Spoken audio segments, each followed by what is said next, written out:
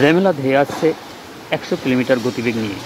ঠিক তার আগেই আগামী 26 তারিখ মমতার জনসভা সোনারপুরে। 25 তারিখ কমলার সতর্কবার্তা ছিল হাওয়া অফিসের, আর সেই অনুযায়ী দেখা গেল সোনারপুর এলাকা জুড়ে এদিন বিকেলের দিকে মুষলধারে বৃষ্টি শুরু হয়েছে এবং সেই সঙ্গে আমরা পৌঁছে গেছিলাম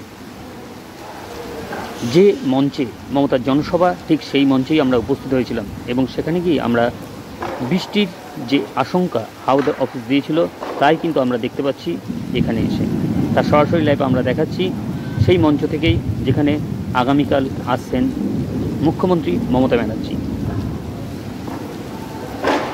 এখানকার তৃণমূল কর্মীদের হতাশ করছে যে এই রেমেলা আদৌ এই মমতা ব্যানার্জির জনসভাটাকে কতটা তারা চিরস্থায়িত্ব করতে পারবে বা কতটা আবেগকে, মানুষের আবেগকে তারা স্থান দিতে পারবে।